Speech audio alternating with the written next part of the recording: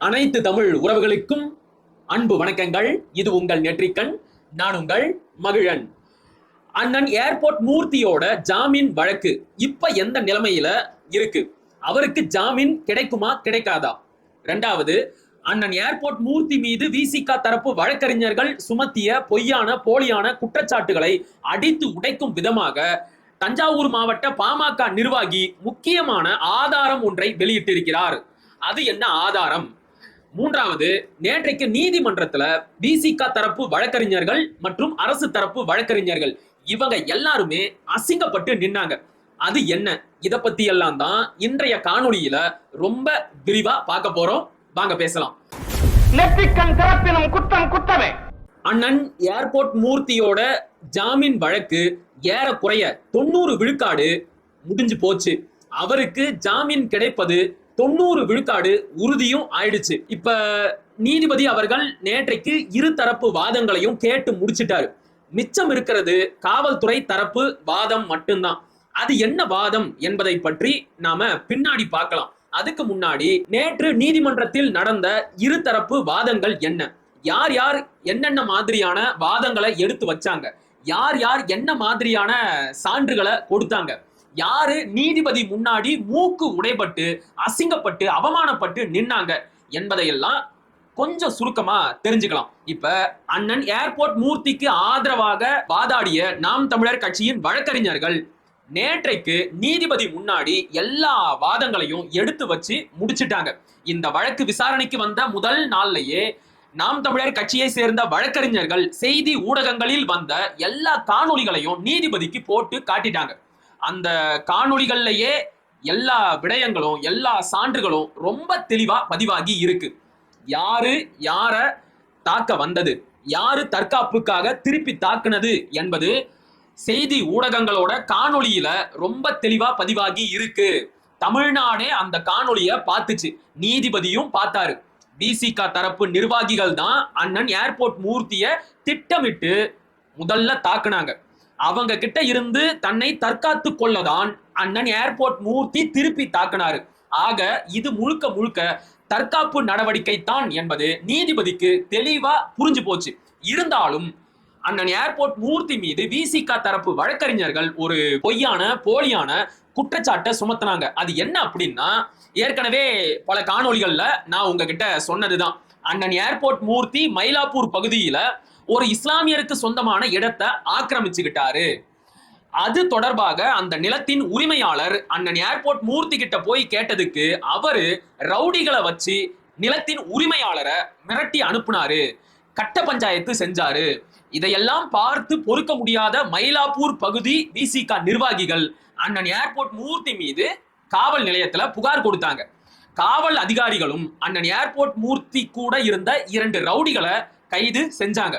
இதனால ஆத்திரம் அடைந்த ஏர்போர்ட் மூர்த்தி விசிக நிர்வாகிகளை பழி வாங்குறதுக்காக தன் மீது புகார் கொடுத்த விசிக நிர்வாகிகளை எப்படியாவது பழி தீர்க்க வேண்டும் என்கின்ற பஞ்சத்தோட தான் கடந்த 6ஆம் தேதி டிஜிபி அலுவலகத்தின் முன்னால் வைத்து அவர்களை தாக்கினார் அப்படின்னு ஒரு பொய்யான குற்றச்சாட்டுகளை முன் வச்சாங்கல்ல.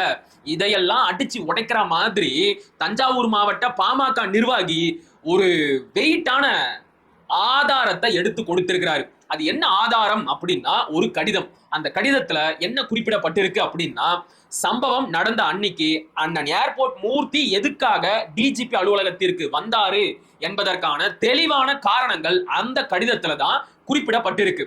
சம்பவம் நடக்கிறதுக்கு ஒரு நாளைக்கு முன்னாடி, அதாவது 5ஆம் தேதி தஞ்சாவூர் மாவட்டம் ஆடுதுறை பேரூராட்சி மன்ற தலைவரான ஐயா திரு மா.க. ஸ்டாலின் மீது சில சமூக விரோதிகள் நாட்டு வெடிகுண்டு தாக்குதல் நடத்தினாங்க. நல்வாய்ப்பாக அந்த நாட்டு வெடிகுண்டு தாக்குதலில் இருந்து ஐயா மா.க. ஸ்டாலின் அவர்கள் தப்பிவிட்டார்.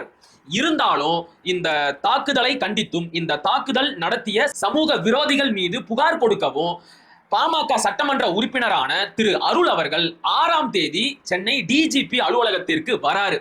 நீங்களும் அவருக்கு ஆதரவா டிஜிபி அலுவலகத்திற்கு வரணும்.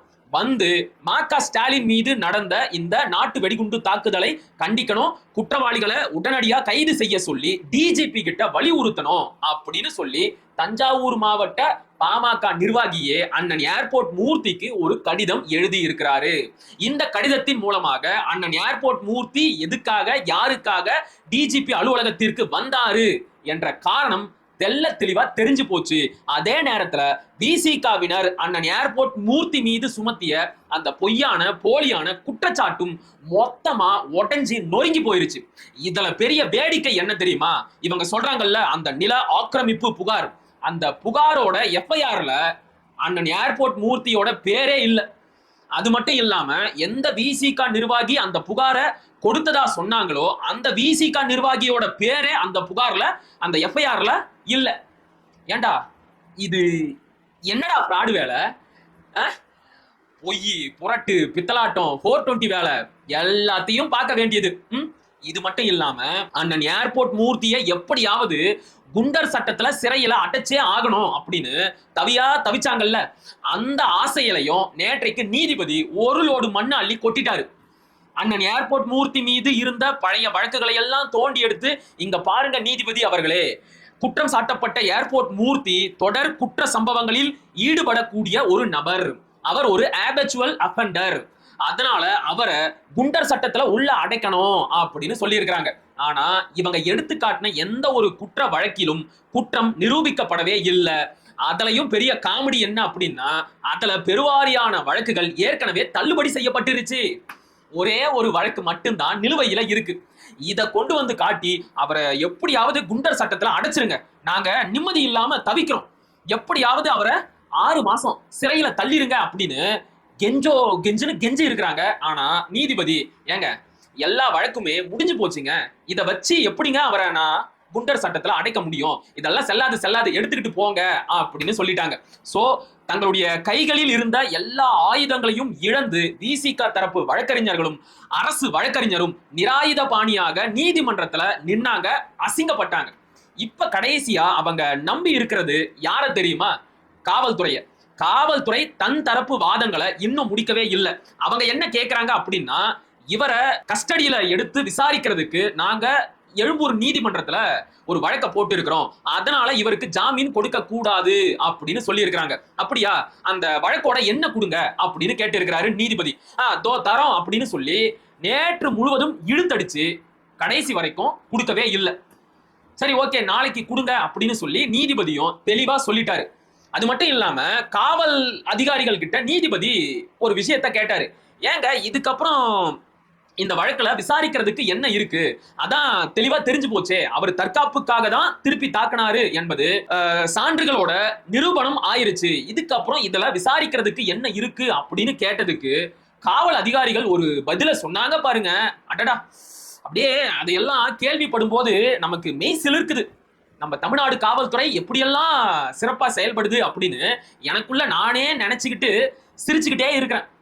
என்ன சொல்றாங்கன்னா, அவரை கைது செய்யும் போது அவர்கிட்ட நாங்க வாக்குமூலம் வாங்கணும், நீங்க விசிகா நிர்வாகிகளை தாக்க பயன்படுத்திய கத்தி எங்க அப்படின்னு கேட்டோம்.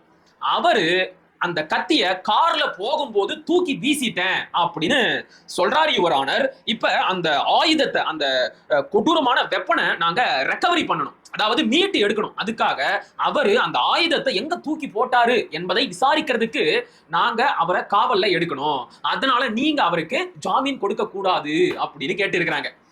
நீதிபதி இதை கேட்டுட்டு என்ன செஞ்சிருப்பாரு? மனசுக்குள்ளேயே சிரிச்சிருப்பாரு. ஏயா, அதான் அந்த மனுஷன் சொல்றாரு, கார்ல போகும்போது அந்த கத்திய தூக்கி வீசிட்டேன் அப்படின்னு சொல்றாரு, எந்த இடத்துல அப்படின்னு போய் தேடுவீங்க?